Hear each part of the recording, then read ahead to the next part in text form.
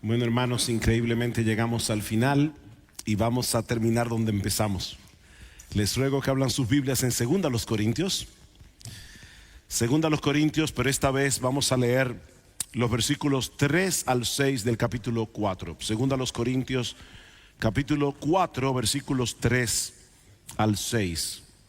Y dice así la palabra del Señor: pero si nuestro evangelio está encubierto, entre los que se pierden está encubierto, en los cuales el Dios de este siglo cegó el entendimiento de los incrédulos, para que no les resplandezca la luz del evangelio de la gloria de Cristo, el cual es la imagen de Dios.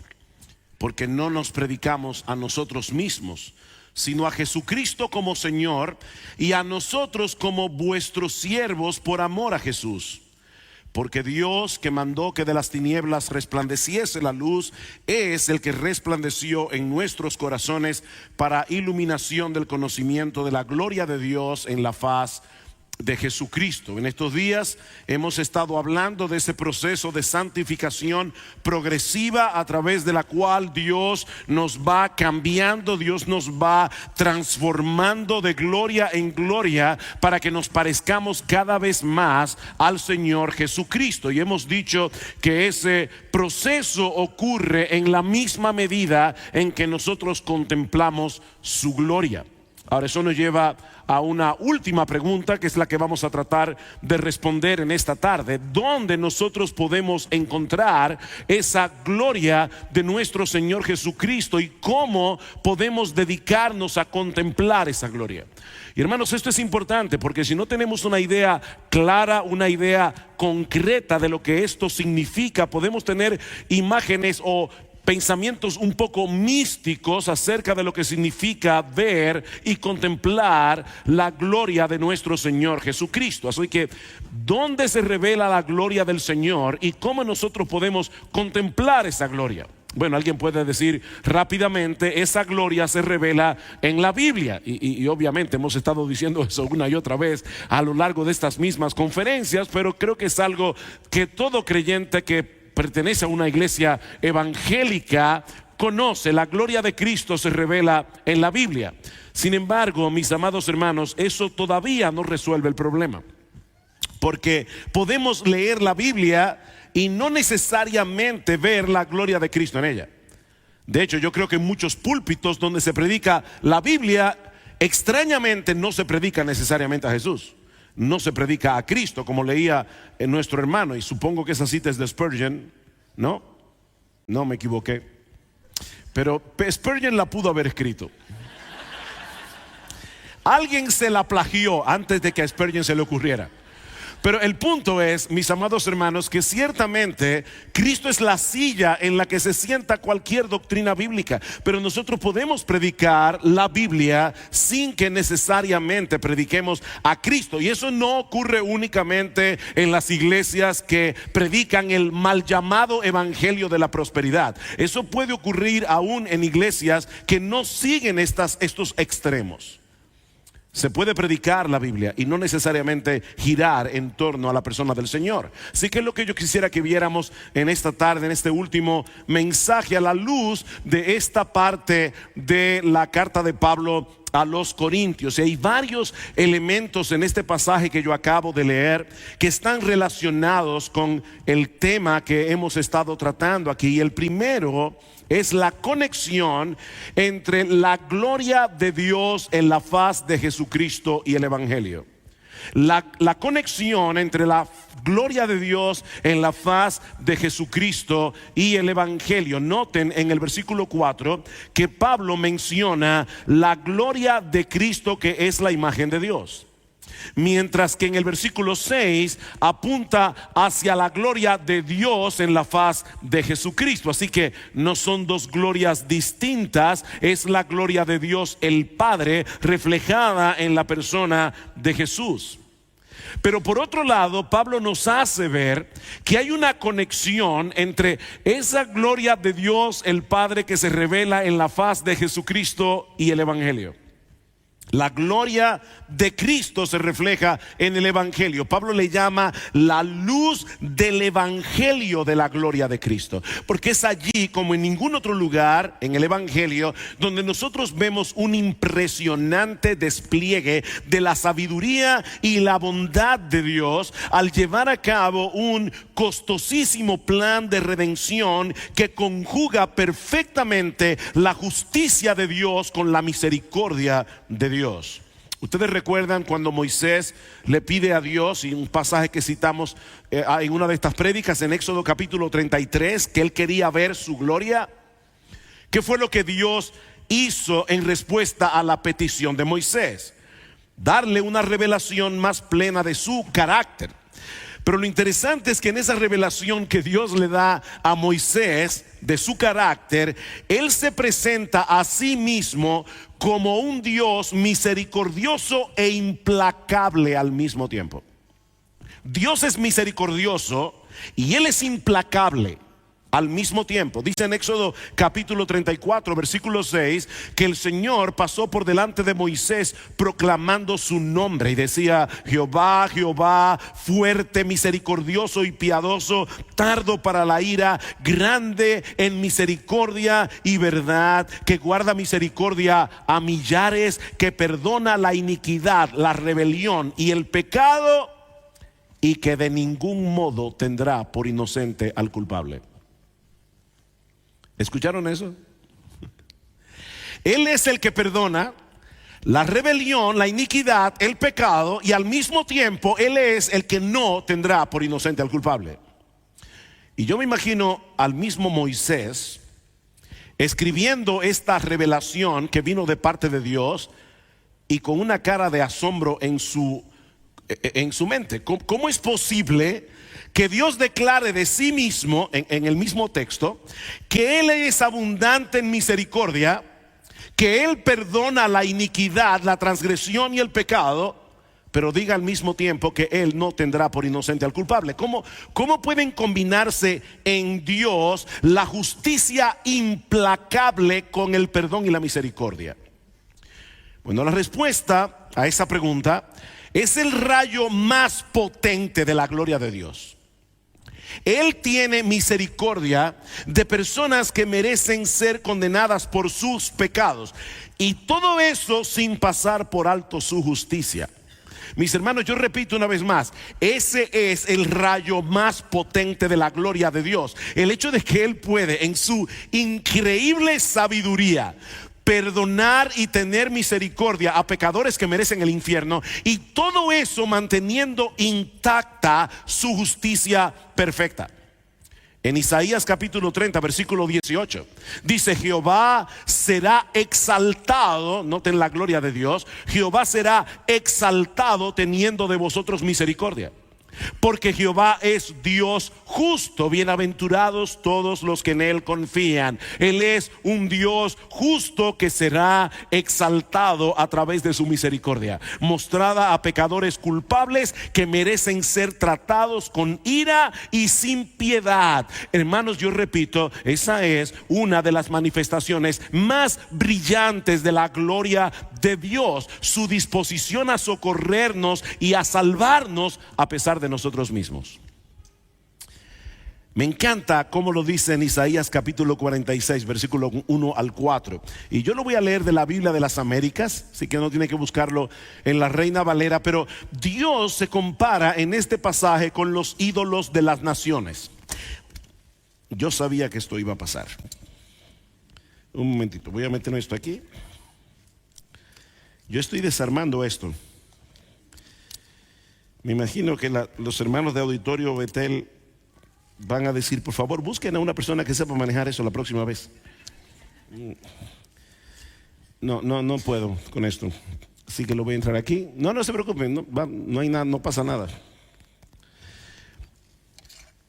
En Isaías capítulo 46, versículos 1 al 4, Dios se compara con los ídolos de las naciones y dice que sus imágenes son llevadas por animales de carga. Los idólatras tienen que cargar a sus dioses, Pero entonces Dios dice en los versículos 3 y 4: escuchadme, casa de Jacob, y todo el remanente de la casa de Israel, los que habéis sido llevados por mí desde el vientre, cargados desde la matriz, aún hasta vuestra vejez. Hermanos mayores, escuchen esta promesa tan hermosa: aún hasta vuestra vejez yo seré el mismo, y hasta vuestros años avanzados yo os sostendré. Yo lo he hecho y yo os cargaré, yo os sostendré y yo los libraré. Hermanos, esta es una imagen increíblemente irónica y consoladora al mismo tiempo.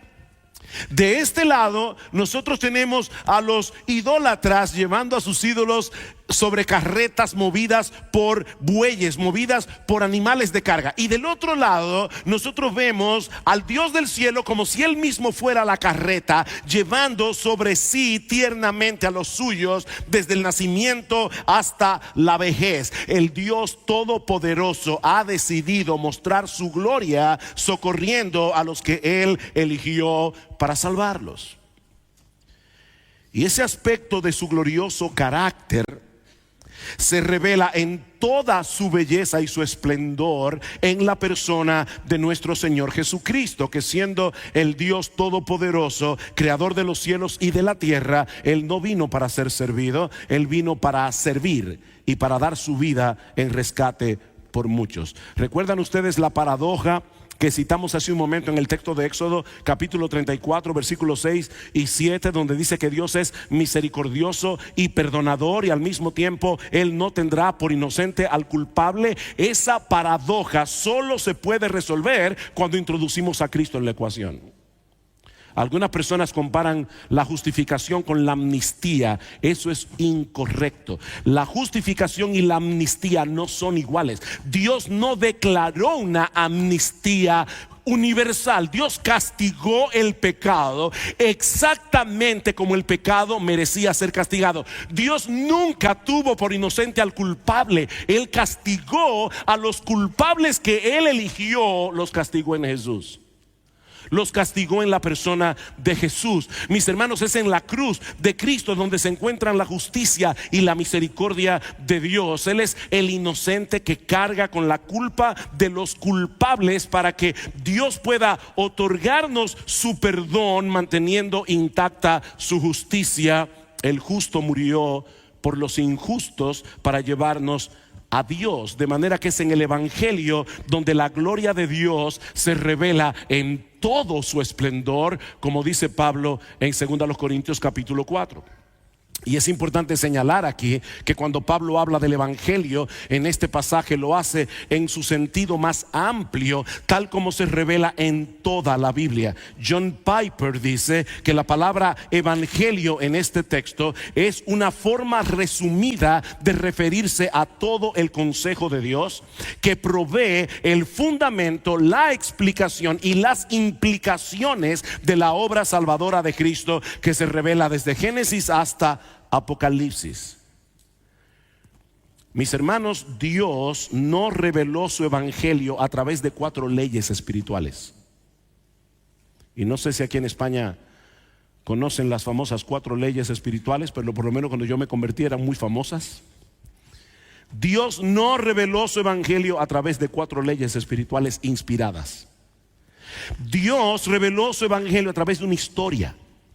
Una historia de redención que se inicia en el huerto del Edén en el momento de la caída del hombre y que se va desarrollando en la historia de Israel hasta llegar a su cumplimiento pleno en la persona y la obra de nuestro Señor Jesucristo. Así que no podemos pensar en el evangelio en términos de unos cuantos encabezados sobre la condición pecaminosa del hombre, lo que Dios hizo en Cristo para resolver el problema y un llamado a la fe y al arrepentimiento. El evangelio es mucho más amplio que eso. El evangelio es como un diamante que tiene muchas facetas que explorar y que admirar, y van siendo presentadas en toda la escritura, desde la primera promesa de Génesis 3:15 hasta su plena revelación en el Nuevo Testamento. Sin embargo, aún leyendo la Biblia, el hombre natural es incapaz de percibir esa gloria de Dios revelada en el Evangelio, a menos que su entendimiento sea iluminado sobrenaturalmente por medio del mismo Evangelio. Y esa es la segunda enseñanza que yo quiero resaltar en este pasaje. Vean una vez más el versículo 3. Pero si nuestro evangelio está aún encubierto, entre los que se pierden está encubierto, en los cuales el Dios de este siglo cegó el entendimiento de los incrédulos, para que no les resplandezca la luz del evangelio de la gloria de Cristo, el cual es la imagen de Dios. La gloria de Cristo ha sido revelada claramente en las Escrituras. De no haber sido así, Satanás no tendría que cegar el entendimiento de los incrédulos para que no puedan verla. Si yo fuera incapaz de ver que este salón está iluminado ahora mismo, es obvio que yo tengo serios problemas en mi capacidad de visión. Bueno, de la misma manera, el hecho de que los incrédulos sean incapaces de ver la gloria de Cristo revelada en la Biblia es una manifestación de que hay un serio problema en ellos.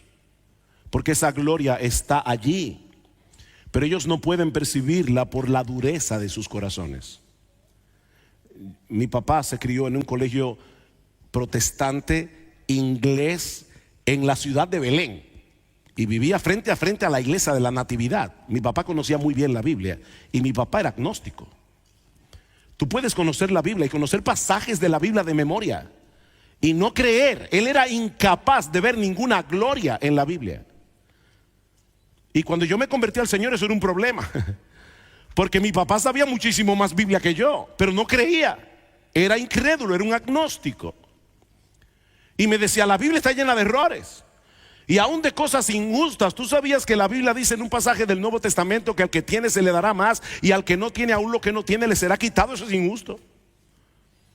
¿Cómo tú puedes leer la Biblia? ¿Cómo tú puedes conocer la Biblia?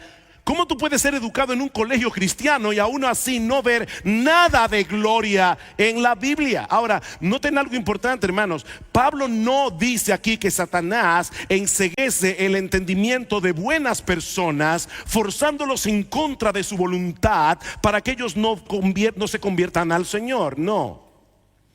Lo que él está diciendo es que Satanás opera en el corazón de aquellos que han decidido ya voluntariamente ir en contra de toda evidencia para continuar viviendo en su pecado. Satanás cegó el entendimiento de los incrédulos. Y como ellos están ciegos, ellos son incapaces de ver el resplandor del evangelio de la gloria de Cristo, porque ellos desean continuar en su ceguera. En Juan capítulo 3 versículo 19 dice: esta es la condenación, que la luz vino al mundo, pero los hombres amaron más las tinieblas que la luz, porque sus obras eran malas. Ellos aman sus tinieblas, ellos aman sus prisiones, y por eso son ciegos a la gloria de Dios. Ese es el argumento de Pablo en Romanos capítulo 1 versículo 18, porque la ira de Dios se revela desde el cielo contra toda impiedad e injusticia de los hombres que detienen con injusticia la verdad, porque lo que de Dios se conoce les es manifiesto, pues Dios se lo manifestó. Su eterno poder, su deidad, se hacen claramente visibles por medio de las cosas hechas, de modo que no tienen excusa. El pecador no tiene excusa. Dios reveló su gloria, Dios dejó sus huellas marcadas en toda su creación para que sea más que evidente que hay un diseñador inteligente que creó todas las cosas, pero el hombre se niega a creer eso, porque no quieren someterse a Dios, dice Pablo, no quieren darle gracias, y eso los hace ciegos al hecho de que Dios es glorioso. Eso los hace ciegos al hecho de que nuestro Dios es absolutamente satisfactorio, nuestro Dios es absolutamente deleitoso. Así que lo que Pablo está diciendo en 2 Corintios 4 es que Satanás hace todo lo posible para que los hombres permanezcan en esa condición, pero ellos son completamente responsables de su incredulidad. Se trata de una ceguera culpable. Es una ceguera culpable. Ellos no ven lo que está allí claramente revelado porque no lo quieren ver. Los incrédulos repelen esa gloria de Cristo. ¿Saben por qué? ¿Saben por qué los inconversos repelen la gloria de Cristo? Porque la quieren para ellos. La quieren para sí mismos. Recuerden cuál fue la mentira del diablo en el huerto del Edén: seréis como Dios. Nosotros somos diositos y no queremos dioses rivales delante de nosotros. ¿Qué dice el Señor a los judíos? ¿Cómo podéis vosotros creer, pues recibís gloria los unos de los otros y no buscáis la gloria que viene del Dios único? ¿Cuál es la solución? Y algunos se estarán preguntando, ¿qué tiene todo eso que ver con el tema que él vino a tratar? No se preocupe, que vamos a llegar ahí. Pero, ¿cuál es la solución? La solución es que Dios nos ilumine el entendimiento a través de la predicación del Evangelio para que podamos ver esa gloria. Qué increíble, ¿verdad? Nosotros no podemos ver la gloria de Cristo revelada en el Evangelio. ¿Qué debemos hacer? Predicar el Evangelio. Porque Dios usa ese mismo Evangelio para abrirnos los ojos, para hacernos una operación ocular a través de la cual nosotros podemos ver en el Evangelio la gloria de Cristo. Eso es lo que dice Pablo en el versículo 5. Porque no nos predicamos a nosotros mismos, sino a Jesucristo como Señor, y a nosotros como vuestros siervos por amor de Jesús. Pablo, yo no te entiendo. Tú acabas de decir que el pecador está ciego. Tú acabas de decir que Satanás ha cegado el entendimiento de los incrédulos para que no les resplandezca la luz del Evangelio de Cristo. Entonces, ¿para qué tú predicas? ¿Para qué tú le predicas a un montón de ciegos, tratando de que ellos vean algo glorioso, si ellos están ciegos y aparte de eso quieren seguir ciegos? ¿Por qué tú predicas, Pablo? Versículo 6. Porque Dios, que mandó que de las tinieblas resplandeciese la luz, es el que resplandeció en nuestros corazones para iluminación del conocimiento de Dios en la faz de Jesucristo. Pablo está diciendo, Dios le va a abrir los ojos a los ciegos a través de ese evangelio que ellos no quieren ver. A través de esa gloria que ellos no quieren ver, Dios ilumina nuestro entendimiento a través de la predicación del Evangelio. Mis hermanos, eso es increíble. Cuando el Evangelio está siendo proclamado, el Espíritu Santo viene a los pecadores elegidos por Dios y de repente les dice, sea la luz, y tú ves por primera vez en tu vida lo que tú nunca antes habías visto, que nuestro Señor Jesucristo es glorioso, majestuoso, deleitoso, satisfactorio, más allá de lo que tu mente puede concebir. Y todo porque el Espíritu Santo dijo, sea la luz. En un momento dado, volviendo al ejemplo de la iluminación que dimos hace un momento, no necesitamos traer a un experto en iluminación para demostrar que este salón está iluminado, porque es obvio que lo está para todos los que tengan ojos para verlo. Así que si alguien me dijera, pruébame que este salón está iluminado, yo le diría, abre los ojos para que lo veas por ti mismo. De paso, hermanos, este es uno de los textos del Nuevo Testamento que define con más precisión lo que significa estar muerto espiritualmente. ¿Qué es un muerto espiritualmente? Una persona que es incapaz de ver gloria en el Evangelio. Si una persona es incapaz de ver la gloria de Cristo en el Evangelio, está muerto. Puede ser que sea pastor, puede ser que tenga 40 años siendo miembro de una iglesia, es inconverso, está muerto en sus delitos y pecados. La definición que Pablo da de un muerto espiritual es una persona que no puede ver la gloria de Cristo. Tú puedes conocer los hechos del Evangelio. Somos pecadores, Cristo murió en la cruz, tenemos que creer y arrepentirnos para ser salvos, y no ver ninguna gloria en eso. No ver ninguna gloria en la persona de Jesús. De hecho, Satanás conoce todos esos hechos. Satanás cree y tiembla. Los demonios creen y tiemblan. Pero él es incapaz de percibir y amar la gloria de Dios en Cristo a través de los hechos gloriosos del Evangelio revelado en las Escrituras. Así que llegar a ser salvos es pasar por un proceso de transformación sobrenatural que nos capacita a ver lo que antes no veíamos, que nuestro bendito Señor y Salvador Jesucristo posee una gloria intrínseca que lo hace absolutamente incomparable. Ahora bien, ya hemos dicho que nuestro crecimiento en gracia toma lugar en la misma medida en que somos capaces de continuar percibiendo esa gloria. O sea, tú te convertiste el día que Dios abrió tus ojos para que comenzaras a ver esa gloria. Pero tu crecimiento espiritual será posible en la medida en que tú sigas contemplando esa gloria. Y la pregunta que yo quiero responder ahora en el tiempo que nos resta es: ¿cómo debe impactar la enseñanza de este pasaje en nuestra lectura de la Biblia? Si todo lo que hemos dicho hasta ahora es así, ¿qué debemos hacer nosotros para seguir creciendo a la imagen de nuestro Señor Jesucristo?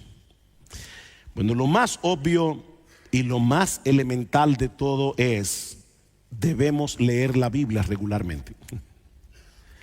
Y esto no hay que leer a Berkhoff, no hay que leer a Gruden para entender esto. Debemos leer la Biblia regularmente. Mi hermano amado, si tú no lees la Biblia, tú no vas a poder seguir creciendo en tu admiración, en tu comprensión de la gloria de Cristo en el Evangelio, y tu crecimiento espiritual se estancará. Esa es la clara enseñanza del apóstol Pedro en su primera carta. Es por medio de las Escrituras, dice Pedro, por medio de la simiente espiritual no adulterada, que nosotros podemos venir a la salvación a través de la predicación del Evangelio. Primera de Pedro capítulo 1 versículo 22 en adelante. Pero ¿qué sigue diciendo en el capítulo 2 versículos 1 al 3? Dice: desechando toda inmundicia y abundancia de malicia, recibid como niños recién nacidos la leche espiritual no adulterada, para que por ella crezcáis para salvación, si es que habéis gustado la benignidad del Señor. ¿Tú quieres crecer espiritualmente? Lee tu Biblia. Lee tu Biblia. Y no me digas que tú no tienes tiempo. Eso no es del todo verdad. De hecho, si tú no tienes tiempo para leer tu Biblia, revisa tu calendario. Hay algo que tú estás haciendo que no es la voluntad de Dios. Seguro, no es la voluntad de Dios. Decía John Piper, y creo que él tiene razón. Dice: yo creo que Dios permitió que inventaran el Facebook para demostrar que no es verdad que la gente no tiene tiempo para orar y leer su Biblia. Lee tu Biblia. Pero no solo debemos leer la Biblia, debemos leerla en dependencia del Espíritu Santo, en oración. Hermanos, recuerden lo que Pablo dice aquí: el incrédulo está siendo cegado por Satanás, pero Satanás tampoco quiere que tú sigas viendo la gloria de Cristo. Así que hay una lucha espiritual cuando tú vas a leer la Biblia. Hay que leerla en oración. Tú necesitas la iluminación del Espíritu Santo para poder entender correctamente la Biblia, viendo la gloria de Cristo en las páginas de las Escrituras. Mi hermano, no es verdad que tú puedes decir, llegar a tu casa y decir: voy a leer el periódico, y tú no tienes ningún problema, ningún estorbo. Ahora solo di: voy a leer la Biblia, y ya tú vas a ver lo que va a pasar. Es increíble. Hay una oposición diabólica para que tú no leas la Biblia. ¿O no es verdad? Decía un hermano de nuestra iglesia: cuando yo tengo insomnio, me pongo a leer la Biblia, porque yo sé que el diablo me va a dar sueño. Es impresionante. Es increíble. Debemos leer la Biblia en oración, en oración. Hermanos, la Biblia en cierto modo es como cualquier libro. En cierto modo, o sea, nosotros debemos leer prestando atención cuidadosa al significado gramatical de las palabras. Debemos ver la sintaxis, las conexiones entre una oración y la otra. Debemos ver el contexto de cada pasaje. En ese sentido, la Biblia es como cualquier otro libro. Pero en otro sentido, la Biblia no es como cualquier otro libro, porque la Biblia fue inspirada por el Espíritu Santo y debe ser leída en dependencia de su autor, que mora en tu corazón. Tú tienes a su autor morando en tu corazón. Ora como el salmista en el Salmo 119 versículo 18: Señor, abre mis ojos y miraré las maravillas de tu ley. Yo no quiero simplemente que mis ojos se posen sobre las letras de la Biblia. Yo quiero ver las maravillas de tu ley.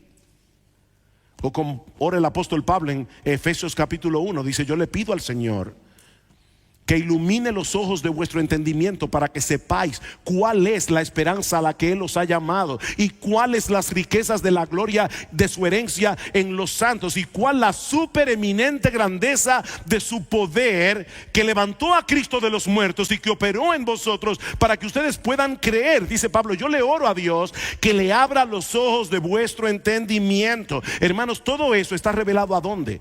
En la Biblia. Así que lo que Pablo está orando por los hermanos de Éfeso es que el Espíritu Santo pueda iluminarles el entendimiento en el momento que ellos están leyendo la Biblia, para que puedan ver las verdades del Evangelio y sus implicaciones. Esa es la idea. Pero no solo debemos leer la Biblia, no solo debemos leerla en oración y en dependencia del Espíritu Santo, debemos leer toda la Biblia. debemos leer toda la Biblia. Pablo le dice a Timoteo, en 2 Timoteo capítulo 3, un texto muy conocido, en el versículo 14, el apóstol Pablo le está comparando a Timoteo aquí con los falsos maestros, y le dice en el versículo 14: pero persiste tú en lo que has aprendido y te persuadiste, sabiendo de quién has aprendido, y que desde la niñez has sabido las sagradas escrituras, las cuales te pueden hacer sabios para la salvación por la fe que es en Cristo Jesús. Y ahí es que Pablo dice: toda la escritura es inspirada por Dios y útil para enseñar, para redarguir, para corregir, para instruir en justicia, a fin de que el hombre de Dios sea perfecto, maduro, enteramente preparado para toda buena obra. Timoteo, esa es la palabra de Dios. Toda la escritura, no solo los salmos, no solo los evangelios, no solo los proverbios. Yo recuerdo, acabado de convertir, que había un tratadito pequeñito donde aparecía Sofonías, y un creyente que llegaba al cielo, y Sofonías diciéndole: ¿cómo que tú nunca leíste mi libro? Toda la Biblia es inspirada por Dios. Recuerda, mi hermano, Dios no reveló el evangelio en el formato de 4 leyes espirituales, sino a través de una historia de redención que comienza en Génesis y concluye en Apocalipsis. Leer la Biblia en porciones desconectadas no será de mucha ayuda para que puedas percibir ese maravilloso plan de redención en el que brilla en todo su esplendor la gloria de Cristo. Es bueno leer libros devocionales, cheques del Banco de la Fe, lecturas matutinas de Spurgeon.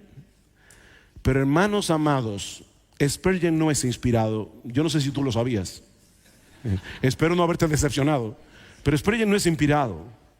Eso es un mero aperitivo para comenzar a leer tu Biblia, pero no puedes sustituir la lectura de la Biblia. Yo conozco personas que no leen la Biblia. ¿Y qué tú haces? Bueno, yo todos los días leo de lecturas matutinas, y por lo menos leo el versículo del que comenta Spurgeon. No, hermano, tú no vas a poder ver la gloria de Cristo de esa manera. Déjame poner un ejemplo. Imagínense que yo le presentara hoy en esa pantalla el cuadro de la Mona Lisa, de Leonardo da Vinci, pero solo les permitiera ver 1 centímetro cuadrado del cuadro. Todo lo demás está bloqueado.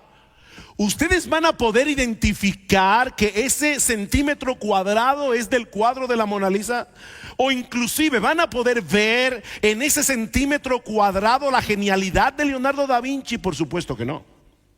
Hay que ver el cuadro completo. Hay que ver el cuadro completo. Nosotros tenemos que ver el cuadro completo para poder entender y ver y contemplar y saborear la gloria de Cristo que se revela en toda la Biblia. Noten que Pablo nos dice en el texto de 2 Corintios 4 que lo que hace el Espíritu Santo al abrir los ojos de nuestro entendimiento es ayudarnos a ver lo que el diablo no quiere que veamos. ¿Y qué es lo que el diablo no quiere que veamos? El resplandor del evangelio de la gloria de Cristo. Así que mientras más conozcamos las escrituras y podamos ver más claramente cómo se va revelando de una manera progresiva el evangelio, desde la primera promesa en Génesis capítulo 3 versículo 15 hasta su pleno cumplimiento en la vida, muerte, resurrección y ascensión de nuestro Señor Jesucristo, más claramente seremos capaces de percibir la gloria de Dios en la faz de Jesucristo. No es a través de palabras aisladas, no es a través de pasajes aislados que Dios revela su gloria en la Biblia. Es a través del significado de cada texto bíblico a la luz de su contexto más amplio de la historia de la redención. Y yo creo que esa es una de las razones por la que muchas personas encuentran promesas en la Biblia que no son tales. Ustedes saben cuántas maestras de escuela dominical enseñan a los niños en Éxodo capítulo 2 cómo Dios cuidó a Moisés a través de ese acto milagroso de poner al bebé en una canasta que flotó en el río. Y la gran lección de ese texto es, niños, la gran lección de ese texto, lo que Dios nos enseña en este pasaje de Éxodo, es que Dios cuida a los niños. Ora que nunca te aparezca en la clase un niño avispado que te levante la mano y te pregunte: maestra, ¿y qué pasó con todos los otros niños que fueron ahogados? Porque Moisés fue el único que fue tratado así. Es una historia que está conectada con toda una historia de redención. Yo puedo sacar de ese texto que Dios cuida a los suyos, porque definitivamente Dios salvó a Moisés, porque Moisés era una pieza clave de la historia de redención. Ese texto no está allí simplemente para que nosotros digamos Dios cuida a los niños. Hay algo más allí, y algo mucho más glorioso que eso. Así que, mi hermano, mientras más te empapes de la Biblia, mientras más te familiarices con las Escrituras, más fácilmente tú podrás ver todas esas conexiones que te permitirán asombrarte cada vez más de esta obra maestra, cuyo propósito es hacerte sabio para la salvación por la fe que es en Cristo Jesús, dice Pablo en el texto que leímos en 2 Timoteo. Y recuerda que Pablo está hablando allí del Antiguo Testamento, no del Nuevo. Porque el Nuevo Testamento no estaba escrito cuando Timoteo era un niño. Y dice: tú desde la niñez has sabido las Sagradas Escrituras. Así que Pablo está hablando aquí del Antiguo Testamento. Y dice: el propósito del Antiguo Testamento es que tú puedes llegar a ser sabio para la salvación por la fe que es en Cristo Jesús. Eso fue lo que nuestro hermano leyó con los discípulos que iban camino a Emaús. Ellos estaban tristes porque decían: nosotros creíamos que Él era el que había de redimir a Israel, y eso era exactamente lo que había sucedido. ¿Y qué les dice el Señor? Oh insensatos y tardos de corazón para creer todo lo que los profetas han dicho. No era necesario que el Cristo padeciera estas cosas y que luego entrara en su gloria, que resucitara al tercer día y que entrara en su gloria. Y comenzando desde Moisés y siguiendo por todos los profetas, les declaraba en todas las Escrituras lo que de él decían. Cristo es el centro de toda la Biblia. Yo no sé cuántos de ustedes han visto la película Sexto Sentido. ¿La han visto con Bruce Willis? Ok. La primera vez que tú ves esa película, y para los que no la han visto no voy a dañarle la experiencia, pero tampoco es una película que valga mucho la pena. Pero el punto es este: cuando tú ves por primera vez la película, el director te engaña. ¿Cuántos vieron la película del Sexto Sentido? Levante su mano. ¿No? Una buena cantidad. Ok, levanten la mano. ¿Cuántos fueron engañados por el director hasta el final de la película? Ok, fíjense, esta película tiene un final tan sorprendente que si tú la vieras por segunda vez, tú vas a ver cada escena con otros ojos, porque ya tú conoces el final. Tú vas a reinterpretar cada escena. Mis hermanos, lo que estamos diciendo aquí no es que ahora comencemos a espiritualizar los textos del Antiguo Testamento para ver a Cristo debajo de cada piedra o detrás de cada árbol, como dice David Helm. No, Cristo no está debajo de cada piedra ni detrás de cada árbol del Antiguo Testamento. Pero ya nosotros conocemos el final de la película y tenemos que interpretar desde Génesis 1:1 hasta Apocalipsis, conociendo el final de la historia. Cristo vino, Cristo murió, Cristo resucitó, Cristo ascendió a los cielos, Cristo volverá en gloria y nosotros reinaremos con Él. Entonces, leer la Biblia con los ojos puestos en Jesús no significa que vamos a descubrir a Jesucristo en cada texto del Antiguo Testamento, pero sí significa que nosotros vamos a leer cada texto de la Biblia recordando el final de la historia. Y luego llegamos al Nuevo Testamento. ¿Y con qué nos encontramos allí? Bueno, en primer lugar, nos encontramos con 4 evangelios que no son más que 4 biografías teológicas del Señor Jesucristo, a través de las cuales podemos contemplar su gloria, al verle haciendo milagros, al verle enseñar las Escrituras, al verle morir en una cruz por nuestros pecados, al verle resucitar al tercer día, al verle ascender a la diestra del Padre. Nosotros estamos viendo en esas biografías teológicas la gloria de nuestro Señor. Y hace muchos años fui a Puerto Rico, a la casa de un pastor amigo mío, y él tiene una biblioteca que casi copa toda la casa. Y a mí me encanta ver libros. y cuando me encuentro con una biblioteca así, yo pudiera perderme horas allí. Y encontré un libro, una edición del año 1800, original, de un libro acerca de la presencia de Jesús, escrito por Hugh Martin, si yo no recuerdo mal. Me encanta la manera como Hugh Martin presenta este libro, porque él dice: el evangelio de Mateo comienza diciendo, este es el evangelio este es el evangelio de Jesucristo, hijo de Abraham, hijo de David. Esta es la genealogía, es lo que dice. Esta es la genealogía de Jesucristo, hijo de Abraham, hijo de David. Era la manera como en aquellos días se decía: esta es la biografía de fulano de tal. ¿Y cómo termina Mateo? Con la promesa: he aquí yo estoy con vosotros todos los días hasta el fin del mundo. Así que el autor de este libro dice: ok, ¿qué pasaría si nosotros tuviéramos la biografía sin la promesa? Que nosotros diríamos: wow, esta persona que se llamó Jesús era fantástica, pero vivió hace 2000 años atrás. ¿Qué pasaría si nosotros tuviéramos la promesa sin la biografía? Que diríamos: yo sé que hay un Señor que se llama Jesús, que ha prometido estar conmigo todos los días hasta el fin del mundo, pero yo no tengo mucha idea de quién es Él. Nosotros tenemos la biografía y tenemos la promesa, para que cuando tú leas los evangelios recuerdes que ese Jesucristo que se compadeció de la viuda de Naín y le devolvió a su hijo es el mismo que ha prometido estar contigo todos los días hasta el fin del mundo. Él está a tu lado todos los días hasta el fin del mundo. Tú no estás leyendo de un Cristo del pasado, tú estás leyendo de el Salvador tuyo del presente. Qué glorioso tener la biografía y tener la promesa. Luego llegamos a las cartas del Nuevo Testamento, a través de las cuales podemos entender mejor el significado de esa historia de redención que encontramos en los evangelios. Es a través de las cartas que podemos adquirir una perspectiva cada vez más amplia de las diferentes facetas de ese diamante del evangelio, que es la redención, que es la propiciación, que es la expiación, que es la justificación, la adopción, la santificación. Personalmente yo no creo en casi ninguna teoría conspirativa, pero de verdad, hermanos, yo creo que hay una conspiración casi diabólica, si no diabólica, en la forma como se está perdiendo el lenguaje. Cada vez es más difícil para nosotros los predicadores explicar el evangelio, porque el lenguaje se está simplificando cada vez más, porque no se puede escribir mucho por WhatsApp, y hay personas que ya nada más entienden 146 caracteres, un Twitter y ya.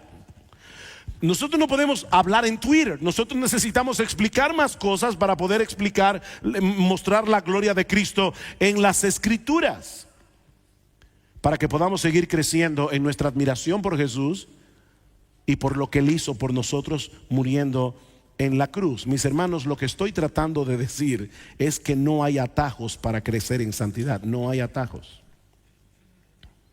Lee tu Biblia diariamente, en oración, toda tu Biblia, Antiguo Testamento, Nuevo Testamento. Empápate en tu Biblia, medita en lo que lees, aprovecha todas las oportunidades que tengas para beneficiarte de la predicación de la palabra por medio de aquellos hombres que Dios ha llamado y cualificado para eso. No seas un mero oidor olvidadizo, sino un hacedor de la palabra, porque en la medida en que tú eres transformado por las Escrituras y tu comunión con Dios a través de ella se hace cada vez más deleitosa, más íntima, en esa misma medida estarás mejor equipado para entenderla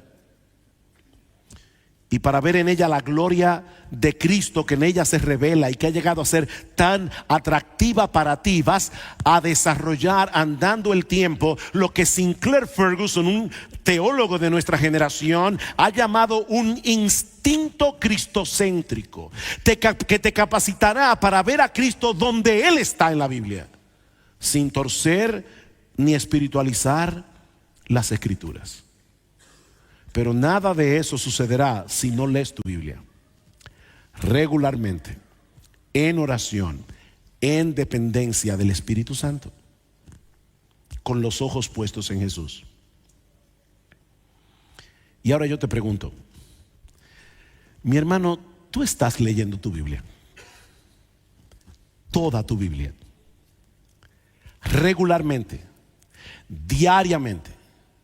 Yo no creo necesariamente que todo cristiano debe leer toda la Biblia en un año. Yo no creo que Dios ensambló a todos de la misma manera. Hay personas que necesitan leer más lento, necesitan leer pasajes más cortos, pero asegúrate que cada cierto tiempo te vas a exponer a toda la Biblia. Que no vas a llegar al cielo y te vas a encontrar con sofonías con la cara roja de vergüenza. Lee tu Biblia, toda tu Biblia. Estás creciendo, mi hermano, en tu romance con las Escrituras. Y escogí esa palabra con cuidado, porque si ustedes leen el Salmo 119 se van a dar cuenta de algo. El Salmo 119 es un poema de amor. Es un poema de amor a la Biblia. Este hombre amaba la Biblia. Este hombre amaba la palabra de Dios. Mi hermano, tú puedes decir como el salmista: oh, cuánto amo yo tu ley, todo el día es en ella mi meditación. ¿Por qué este hombre amaba la Biblia? Porque él amaba la gloria de Dios que se revela en la Biblia. Bueno, pastor, la verdad es que no es así. No estoy leyendo mi Biblia diariamente. Ok, mi hermano, ¿te has sentado a considerar seriamente cómo vas a hacer ajustes en tu horario de tal manera que tú puedas dedicarte seriamente a crecer en gracia y en el conocimiento de nuestro gran Dios y Salvador Jesucristo a través del estudio de las Escrituras? Josué era un hombre muy ocupado. Era capitán del ejército de Dios y tenía que introducir al pueblo de Israel en la tierra prometida. ¿Y qué le dice Dios a Josué? En Josué capítulo 1 versículo 8: nunca se apartará de tu boca este libro de la ley, sino que de día y de noche meditarás en él, para que guardes y andes conforme a todo lo que en él está escrito, porque entonces harás prosperar tu camino y todo te saldrá bien. Josué era muy ocupado, pero ¿saben por qué él podía hacer eso? Porque él no perdía el tiempo viendo los likes que había en su Facebook cuando él posteó las fotos de la caída de Jericó, ni los comentarios de la gente. Él no tenía tiempo para eso, tenía tiempo para leer la Biblia.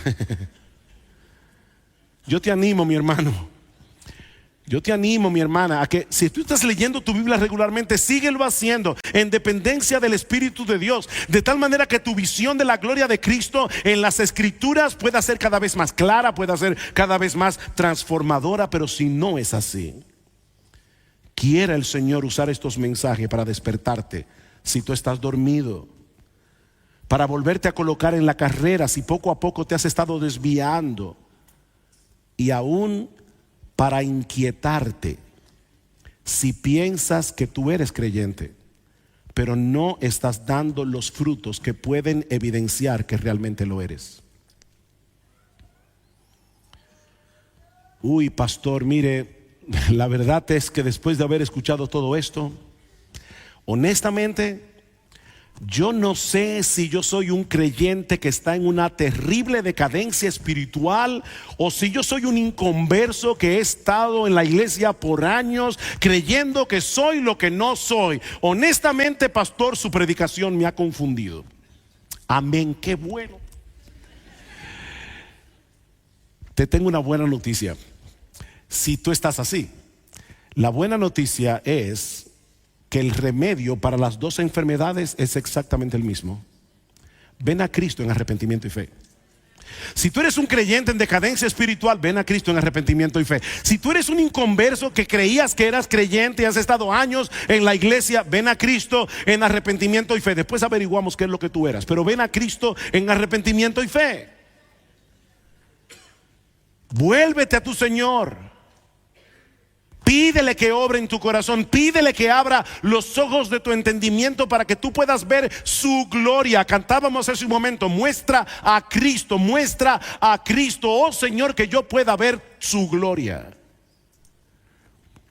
Y si todavía permaneces en incredulidad, ciego a la gloria de Cristo revelada en las Escrituras, yo te invito en esta tarde a que le pidas a Dios allí donde estás, a que haga una obra en ti. Pídeselo a Dios, pídele que transforme tu corazón, pídele que te abra los ojos de tu entendimiento. para que tú puedas ver a Cristo como el glorioso Salvador que tu alma necesita, como el único que puede satisfacer plenamente los anhelos más profundos de tu alma. La buena noticia del Evangelio es que Dios salva a pecadores que reconocen que lo son, cuando ponen toda su confianza en Cristo para el perdón de sus pecados. Oh, quiere el Señor usar su palabra hoy y la que hemos hablado en estos días para salvar a los perdidos y para seguir transformando a los creyentes de gloria en gloria en la misma imagen del Señor, como por el Espíritu del Señor.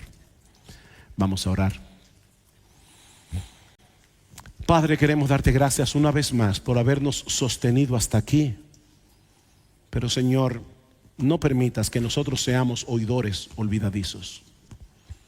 Haz la obra, Señor, en nuestros corazones.